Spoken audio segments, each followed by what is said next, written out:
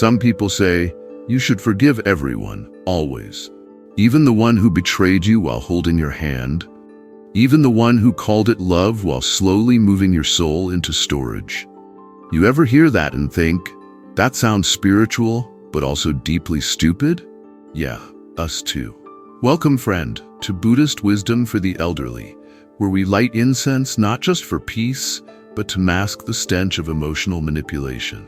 Today's video may be the most important one you'll watch this year, because we're naming the 9 betrayals you should never forgive. Not because you're bitter, but because sometimes forgiveness is just fear wearing a robe. For each betrayal, we'll break it down with the sneaky form it takes, why it quietly poisons your well-being, a real-life story from someone who stayed too long, and what to do instead of repeating the karmic cycle. There's one betrayal I want you to especially watch for. Betrayal number 4, the conditional lover. It's about people who only love you as long as you play your part. If you've ever felt like you were auditioning for the role of worthy human being in your own marriage, that part, that's your liberation in disguise. So hit that like button, subscribe. Let's reach 1,000 subscribers so we can keep making healing videos for souls over 60 and their inner children. Now, let's open the sutra and finally close the door on the ones who never deserved to stay. Betrayal 1. The emotional pickpocket. They took what wasn't theirs to take. You didn't feel it at first. They didn't storm in like a robber with a crowbar. They smiled, asked questions, nodded, gave great hugs, listened closely. And then one day, you woke up and realized you couldn't find your sense of self anymore. You'd been emotionally pickpocketed. Here's how it works. They don't steal your time. They don't steal your money. They steal your inner compass, your gut instinct, your clarity, your knowing. And the genius of it all? They make you believe you handed it over voluntarily. Elder psychology tells us that after 60, we seek emotional safety more than excitement. We're done with the drama. We want truth, not twists. But here comes the pickpocket. Charming, compassionate, and always concerned. They're not loud. They're convincing. They'll say things like, "You're just stressed, that's why you're feeling that way. I think you might be projecting. You always assume the worst." And somewhere along the way, you stop trusting your own perceptions.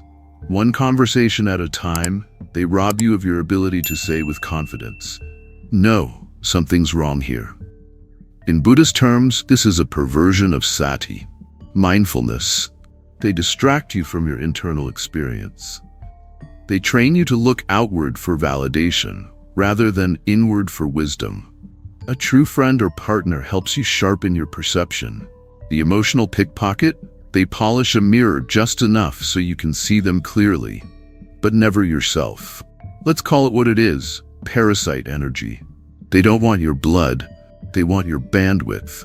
Imagine your intuition as an old rotary phone. You hear it ring, something's off. You go to pick it up, but there's your friend, already on the line, saying, "Oh no, sweetie, that's not your intuition. That's just your abandonment issues calling again." And so you hang up. Not because you want to, but because you've been convinced that your wisdom is broken. It's gaslighting, yes, but it's also emotional theft. Harold, 68, met a woman at a spiritual retreat in Sedona.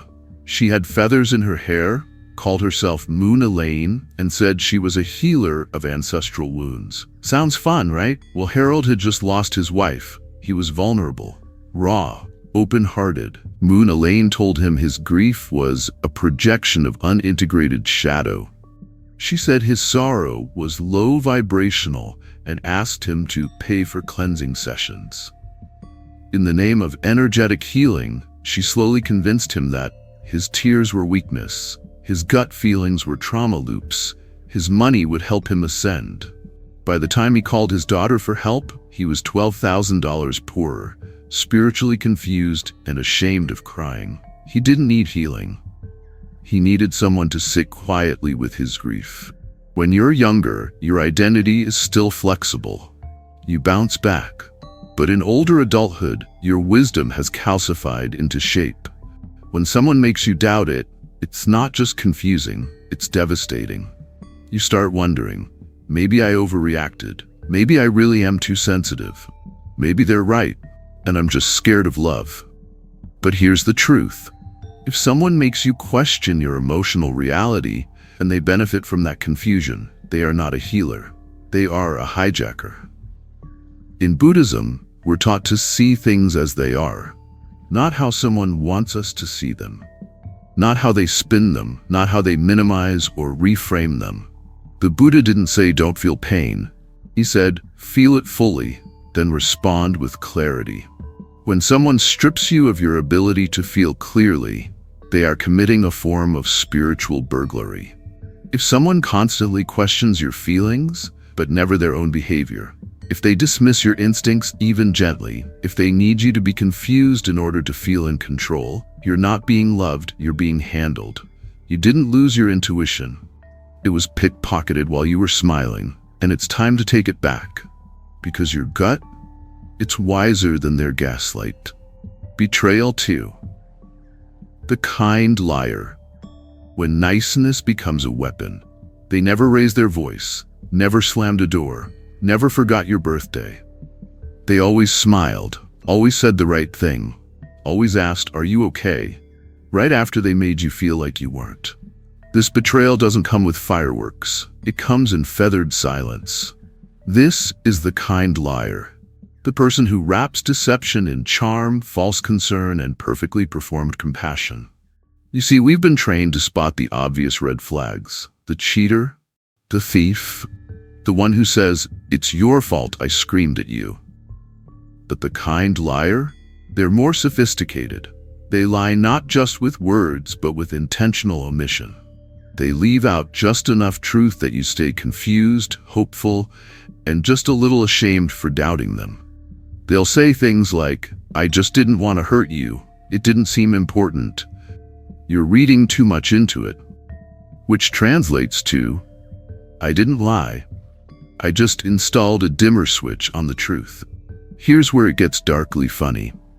A Buddhist friend of mine once said, "Maya, the illusion of the world, isn't some giant trick. It's a sweet, smiling liar in your kitchen, asking if you want more tea while they hide your journal."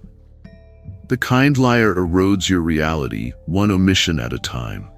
You think you're crazy because everything seems fine. But deep in your belly, that ancient, wise place, you know. You feel the story shifting every time they tell it.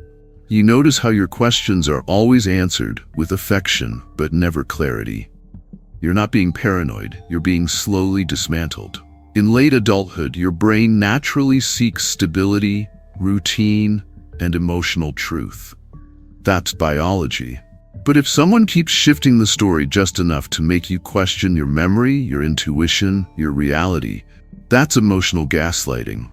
And when it's wrapped in kindness, that's like hugging someone while quietly unplugging their oxygen tank. In Buddhism, right speech is one of the Eightfold Path's pillars. It doesn't just mean don't gossip or don't lie. It means speak with clarity, intention, and integrity. If someone speaks in ways that fog your vision instead of clarifying it, they are violating a spiritual contract. And no, forgiveness does not mean spiritual amnesia. Mrs. Lillian was 72 when she realized her son had been siphoning money from her checking account for 5 years. He never yelled. He never asked. He just smiled and said, "Don't worry, Mom, I've got everything handled." She trusted him because he was her baby. He always called her Mama, even in his 40s. He said grace before meals. He sent her birthday cards. But every time she'd ask why her bills were late, he'd respond with warmth. "It's okay, you're just tired. Let me take care of it." One day, her electricity got shut off. That's when the dam broke. The betrayal wasn't just financial, it was emotional. She said to me once, "He didn't steal my money. He stole my trust in my own perception." And that, dear one, is the worst kind of thief. When someone lies to you softly, kindly, sweetly, they are not being merciful. They are dulling your edge, trimming your instincts, and training you to become more understanding, so they can stay comfortable in their dishonesty. Do not forgive someone just because they smiled while they took something from you. Because if you do, they will return for what's left. Betrayal 3, the absence disguised as presence. When someone is there, but not really. Let me paint a picture for you. You're sitting on the couch with your partner. They're scrolling on their phone, occasionally grunting to signal they're listening. You say, "I'm feeling lonely." They say, "What's for dinner?" This, my friend, is not companionship. This is the slow and silent heartbreak of being emotionally ghosted by someone who still remembers your birthday. Some betrayals don't scream. They don't slam doors, throw accusations, or sleep with the neighbor. Some betrayals are quiet, and that's what makes them so dangerous. This one is especially tricky because it hides behind the illusion of presence. They're in the same room. They cook. They pay bills, they say "I love you" while checking the weather. And yet, somehow, you feel like the only person in the room. As we age, our emotional needs change. What used to pass for connection in our 20s, sex, shared goals, matching hobbies, starts to feel hollow if there's no real presence. Older adults begin to crave being seen, not just being accompanied. But what happens when the person who's supposed to see you stops looking? You begin to doubt your visibility, not just in the relationship, but in the world. There's something deeply comedic and tragic about sitting across from someone who says they love you while never asking, "How are you?" Really? It's like living with a smart refrigerator. It knows your schedule. It alerts you when you're out of milk. It makes pleasant beeping sounds, but it will never ask how your soul is holding up. Carol, 71, told me about her second husband, David. David was polite. He remembered anniversaries. He fixed the leaky faucet. He drove her to doctor's appointments without complaint. But, she said, "I could have been anyone in the passenger seat." She once tried to open up to him about a dream she had, something that shook her. He replied, "Well, maybe don't eat pickles before bed." She laughed at first, then she cried in the laundry room. He never left, she said, but somehow he was always gone. In Zen Buddhism, there's a saying, "When walking, just walk. When sitting, just sit. Above all, don't wobble." Presence in this context means being fully here, in your breath, your body, your awareness. But many people are like spiritual cardboard stand-ins. They're physically present, but spiritually buffering. They nod while thinking about football. They hold your hand while checking their mental grocery list. They talk about retirement while secretly planning their solo trip to Alaska. Their body is here, but their attention, their energy, their heart has left the chat. You bring something up. They change the subject. You express sadness. They offer advice instead of presence. You want depth. They want dinner. After a while, you stop sharing. You stop asking. You stop needing. And that's the most dangerous part. Not when they leave you, but when you leave yourself. You become a ghost in your own home, still cooking, still answering questions, still showing up.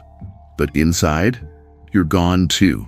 It teaches you that being ignored politely is acceptable, that emotional starvation is the price of peace, that as long as no one's fighting, everything is fine. But silence isn't always peace. Sometimes it's emotional malnutrition in a quiet wrapper. When someone stops showing up emotionally but keeps playing their role, you're not in a relationship, you're in a performance, and you're both pretending to still be in the same story. Here's your permission slip to say, "I want more than presence. I want presence," with all capital letters. Because you deserve someone whose soul looks back when you speak, not someone who checks their watch while pretending to listen. Betrayal 4, the conditional lover, love with a contract you never signed. Let's say you walk into a store. You see a sweater. It's beautiful, soft, looks like it'll keep you warm. You try it on, it fits. The salesperson says it's yours, no charge. You smile, you leave. You wear the sweater every day for months. Then, one night at 3 a.m., a knock at your door. It's the salesperson. Hey, we've updated the terms of the sweater. You now owe us $2,000 in your sense of self. Oh, and if you ever take the sweater off, we'll withhold affection indefinitely. That's conditional love. And in human form, that's a betrayal so subtle, so wrapped in romance and duty, you don't even realize you've been conned until your heart starts suffocating. As we age, love becomes less about sparks and more about safe harbor. But the conditional lover isn't here to be your harbor. They're here to be your landlord. Love is only available if you're cheerful. You never burden them with your pain. You meet their unspoken needs. You perform the version of you that makes them feel important. Fall out of character? You've changed. You're not the person I fell in love with. No, dear, you just stopped acting. The Buddha once said, love is, in essence, a wish for the happiness of another, with no expectation of return. But the conditional lover treats love like a subscription service. Access to intimacy requires compliance. Emotional support only available during office hours. Side effects may include chronic self-abandonment. This isn't love, it's emotional capitalism. And the longer you stay, the higher the interest rate on your spirit. Conditional love sounds like this. I love you when you're in a good mood. I love you, but only when you don't make me uncomfortable. I love you as long as your needs don't interfere with mine. Basically, I love you when you're useful, and if you're not, they revoke access like a Netflix password. Brenda, 74, retired after 40 years as a school principal. She was strong, capable, the emotional anchor of her family. She met a man named Daniel. Handsome, helpful, quick with compliments. At first, she felt adored. But when Brenda had surgery and needed help, sponge baths, pain pills, someone to just sit with her, Daniel vanished emotionally. Cold, distant, irritable. When she asked why, he said, "This isn't what I signed up for." Brenda realized he hadn't fallen in love with her. He'd fallen in love with her function. When she stopped functioning, he stopped loving. In our elder years, we finally give ourselves permission to be whole, to cry without apologizing, to slow down, to express vulnerability without shame. But conditional lovers make you feel guilty for aging, for needing help, for having human emotions. You start monitoring your expression, hiding your aches, downplaying your needs, because somewhere deep down you know, if I show them all of me, I'll lose all of them. And that, my friend, is not love. That is auditioning for the role of deserving partner in your own relationship. Love that must be earned isn't love. Love that evaporates when you're no longer useful isn't love. Love that makes you hide your truth to keep peace is not peace, it's prison. If someone only loves you at your best, they are not worthy of you at your most real. You're not an employee, you're not a convenience, you're not a product with a return policy. You are a full human being, with changing needs, soft mornings, loud feelings, and the sacred right to be loved even when you're inconvenient. Betrayal 5. The mirror thief, when they make you think it was your fault. Ah yes, this betrayal is especially tricky, because this one doesn't steal your trust, your peace, or your wallet. No, this betrayal is sneakier. It steals your reflection. It doesn't come screaming through the door. It whispers. Maybe you were being too sensitive. You know you tend to overthink things. It wasn't betrayal. It was just a misunderstanding. And just like that, you stop trusting yourself. You catch them in a lie, and somehow, you're the one apologizing. You bring up how they made you feel, and suddenly, you're being told you're always starting drama. You ask for clarity, and they respond with, "Wow, I didn't expect this kind of attack." Do you see the magic trick? They turn their betrayal into your moral failing. They don't just deflect blame. They hand it to you in a beautifully wrapped box and say, "Here, hold this. It's yours now." As we age, we crave internal peace more than external validation. But mirror thieves use that desire against us. They know that you'd rather resolve tension than fan the flames. So they create an environment where the only way to keep the peace is to sacrifice your perspective. It's not just gaslighting, it's identity erosion. And the older we get, the more dangerous that becomes, because we've spent decades building the inner mirror they now want to shatter. In Buddhism, self-awareness isn't vanity, it's liberation. To know yourself is a sacred act. To see things clearly, including your faults, yes, but also your truth. But a mirror thief clouds that truth. They distort perception. They offer false wisdom disguised as concern. You always react this way when you're overwhelmed. That's not insight. That's manipulation dressed in yoga pants. Here's how you know you've been mirror thieved. You walk into a conversation feeling hurt. You walk out wondering if you should be institutionalized. They make you second-guess your memory, your tone, your interpretation of events. You start replaying conversations in your head at 3 a.m., like an anxious director reviewing bad rehearsal footage. And yet, when you try to explain this betrayal to a friend, it sounds silly. They didn't do anything that bad. Exactly. That's the art of it. This betrayal is spiritual pickpocketing, done with white gloves and a calm tone. Diane, 66, had a partner named Tony. Tony never shouted, never cursed, but he always managed to make Diane feel like her reactions were the real problem. He forgot anniversaries? Well, you never reminded me. He dismissed her medical concerns. You're just being dramatic again. One day, Diane said something profound. He didn't abuse me. He just rearranged the furniture in my mind until I couldn't find the door. And that's what a mirror thief does. They don't break things. They rearrange your truth until you no longer trust yourself to leave. When someone repeatedly turns the lens on you, you begin to internalize it. Maybe I am too much. Maybe I did misinterpret everything. Maybe if I just worked harder to be calmer, sweeter, less reactive. But you weren't overreacting. You were reacting appropriately to subtle harm. And the fact that they made you doubt that? That's the betrayal. When someone harms you and then hands you the emotional bill, you've met a mirror thief. And here's the truth. As bitter as it is beautiful, you are not responsible for how someone made you feel if they were the one swinging the sword. You're allowed to be hurt. You're allowed to be upset. You're allowed to see things clearly, even if it ruins their narrative. Because your reflection, that's yours. And no one has the right to take it from you. Betrayal 6, the emotional zombie. They didn't betray you because they're evil.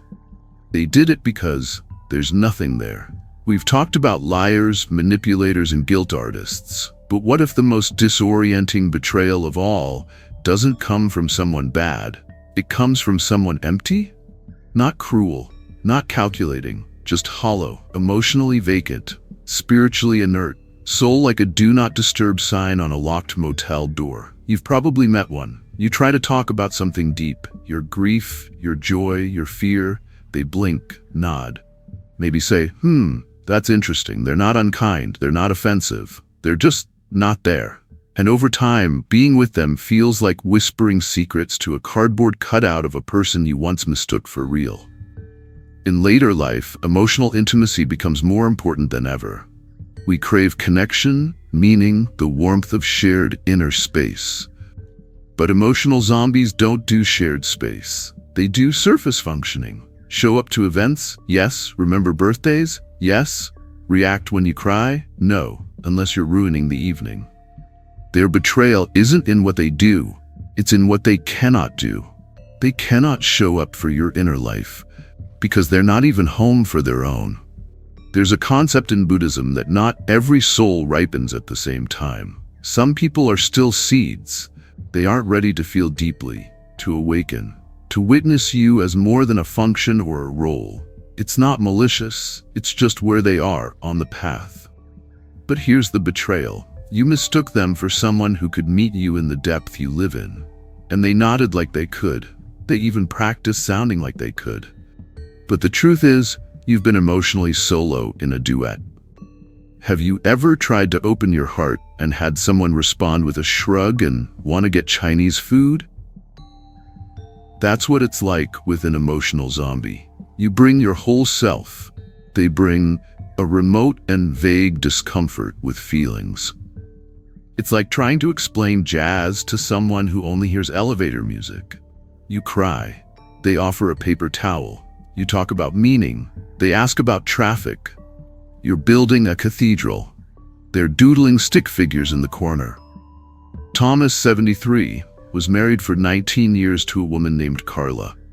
Carla was organized. She meal prepped. She remembered to water the plants. But when Thomas was diagnosed with cancer and cried in bed one night, she patted his shoulder and said, "Well, worrying won't help." Not mean, just absent. He told me once that she left me. It's that she was never really there. That's what makes this betrayal so hard to name. They never broke your heart. They just never entered it.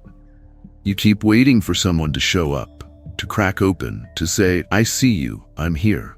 But they can't, because they never learned how.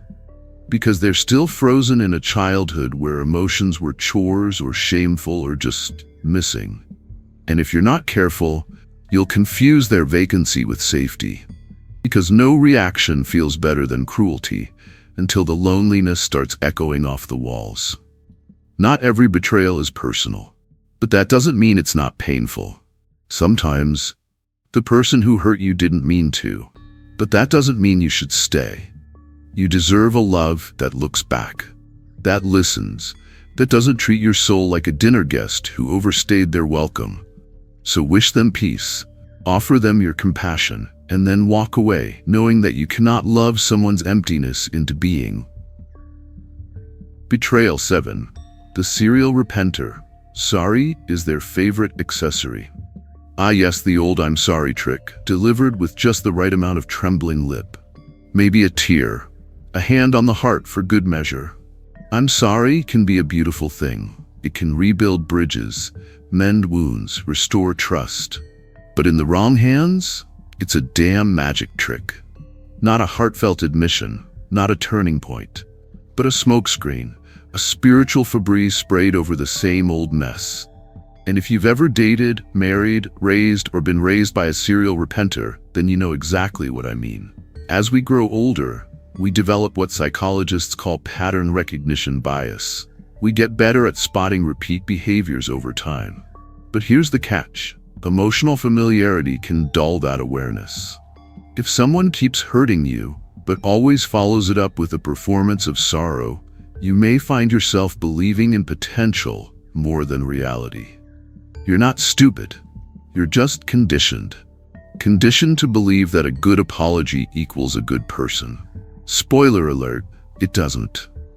In Buddhism, we talk a lot about karma, but not as punishment. Karma simply means cause and effect. So when someone says sorry after harming you but never changes their behavior, they're not practicing remorse. They're avoiding karma. They're using language as a shield, not a sign of growth. A sincere apology in Buddhist ethics includes 1. Recognition of harm, 2. Ownership without defense, 3. A change in future behavior. Without all three, it's just spiritual window dressing. You know you've met a serial repenter when they say, "I'm sorry" faster than a sneeze. They cry before you do. They hug you while casually forgetting to change a single thing. It's like watching someone crash your car, hand you a bouquet of flowers, and say, "Don't worry, I said I'm sorry.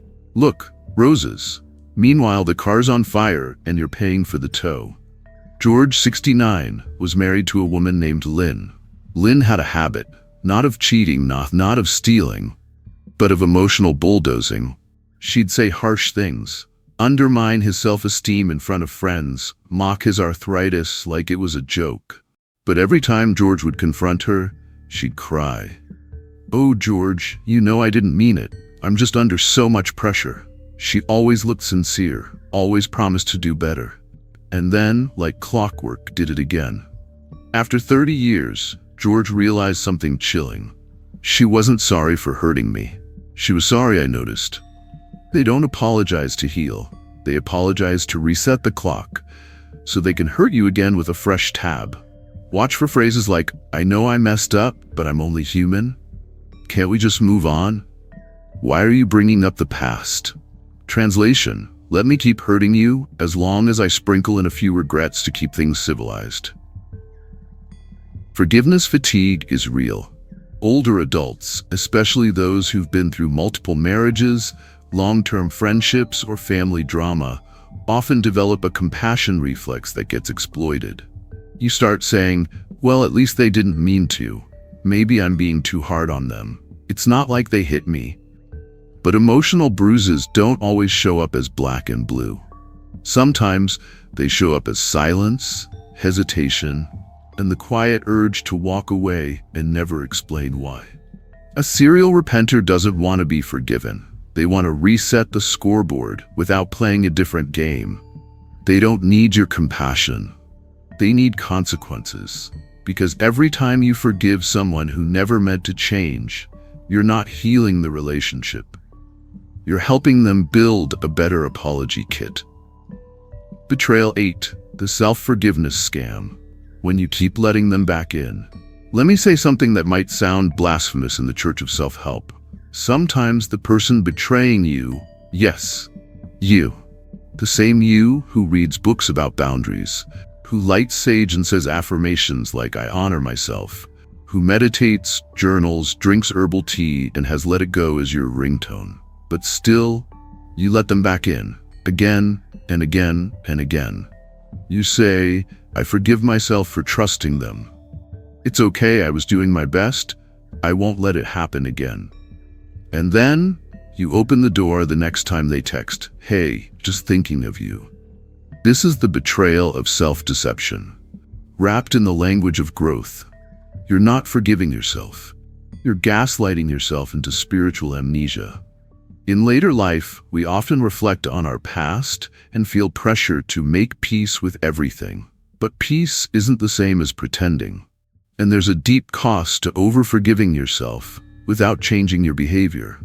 You start to lose trust in your own no. You teach yourself that your wisdom is a suggestion, not a command. And worst of all, you start believing you're destined to repeat your wounds. In Buddhism, self-compassion is sacred, but it's not excusing your own patterns. It's seeing them clearly and choosing a wiser path. The Buddha never said, keep walking in the same circle, but be really kind about it. He said, with mindfulness, cease the unwholesome, cultivate the wholesome, purify the heart. Forgiveness without wisdom? That's just spiritual sedation. You know this scene. You're crying on your couch saying, I really thought they'd change this time.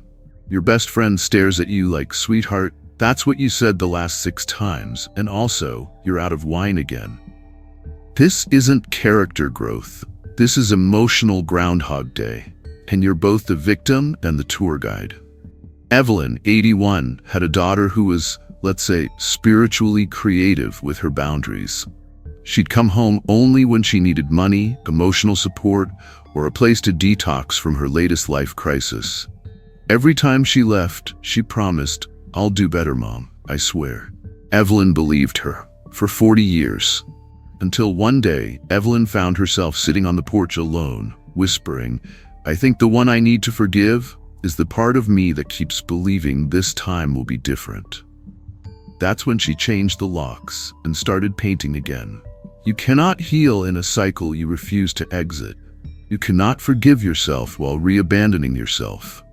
Every time you say, I know better now, but still answer the knock, you teach your inner child that pain is welcome as long as it says sorry nicely. So here's a new mantra. I forgive myself for the last time, and I love myself enough to never go back. Because your forgiveness should not be a hall pass for someone else's patterns, especially when you're the one unlocking the gate. Betrayal 9. The silence that screams, when they let the bad things happen and said nothing. Sometimes the deepest betrayal isn't what someone did to you, it's what they watched happen while they stood by with their hands in their pockets, sipping tea, pretending the house wasn't on fire. This is the betrayal of the quiet witness. The person who saw your pain, your humiliation, your slow emotional unraveling, and said absolutely nothing. Let's be clear. Silence is not neutral. It may feel passive, but it's often a calculated form of protection. Just not for you. The person who stays silent in the face of your suffering is protecting themselves.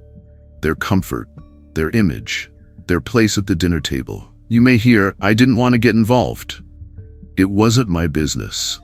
I figured you'd work it out," but what they meant was, "I chose my peace over your pain." This one is especially painful later in life, because by now, we've seen it all. We've fought hard to build peace, boundaries, and self-trust. So when someone close, someone we thought would be there, chooses silence, it shatters more than the moment. It fractures history. You look back and start to wonder, were they ever really there for me? Was I just imagining their loyalty all these years? And suddenly, you're grieving not just what happened, but the illusion you lived in. In Buddhism, there's a difference between harmlessness and cowardice. We're taught the first precept, do no harm. But doing nothing in the face of harm? That's a kind of complicity. There's a word, moha. It means spiritual ignorance, delusion. When people ignore suffering, not out of innocence but avoidance, they're deep in moha. And that ignorance has a karmic cost. It's like being on a cruise ship. Your cabin's flooding, you're screaming for help. And your best friend is 2 doors down with a cocktail saying, "Yeah, I noticed some water too. Thought it was just you having a bad day." These are the people who bring salad to your divorce, who say, "I had no idea things were so bad," after watching your marriage disintegrate in real time. Who don't defend you in family arguments, but text you later with, "You know I love you, right?" Love without courage is just affection with a self-preservation clause. Miriam, 79, was being slowly manipulated by her new husband, an older man who convinced her to sell her home, cut ties with friends, and invest in a retirement venture that turned out to be, well, a fantasy. She suspected something was off. She told her daughters. They said, "We don't want to interfere. It's your life." Miriam didn't need interference. She needed someone to stand next to her and say, "Mom, this isn't right." By the time they finally spoke up, the house was gone and Miriam's savings had evaporated. "I don't hate him," she told me. "I hate their silence. It makes you feel like you imagined your suffering. Or worse, like you didn't matter enough for someone to risk their comfort on your behalf." And when the silence comes from family, from someone who used to hug you at Christmas, it doesn't just hurt. It redefines the entire relationship. Because silence is a choice. And if they chose not to speak when it mattered most, they already left. They just never packed their bags. You don't need someone who only supports you once it's safe. You need people who will whisper, "I see you," when everyone else pretends not to notice. Because if they didn't speak up then, they have no right to show up now and ask for forgiveness, wrapped in a casserole. So let's breathe. 9 betrayals. Some loud, some quiet, some wore nice shoes. Some wore your trust like a coat they outgrew and left behind on the floor. And now you know, the emotional pickpocket doesn't need a weapon, just your doubt. The kind liar smiles while rearranging your reality. The conditional lover, well, they love you, but only on Thursdays when you're emotionally convenient. You've seen them, heard their lines, maybe even dated, married, or raised them. And now, you're free to name it. Because naming is the first step to not inviting it over for tea again. If this stirred something in your belly, or helped you finally put a period where you kept leaving a comma, hit the like button so the algorithm knows there's still wisdom in wrinkled skin. And if you want more, subscribe, dear one. We're walking this path together, one karmic landmine at a time. Drop a comment below. Which betrayal felt like it was written just for you? Or for that one person you really hope never watches this video? Until next time, may your heart stay soft and your boundaries stay firm like a Zen monk's spine. Thanks for watching Buddhist Wisdom for the Elderly. Don't forget to forgive wisely and unsubscribe from pain politely.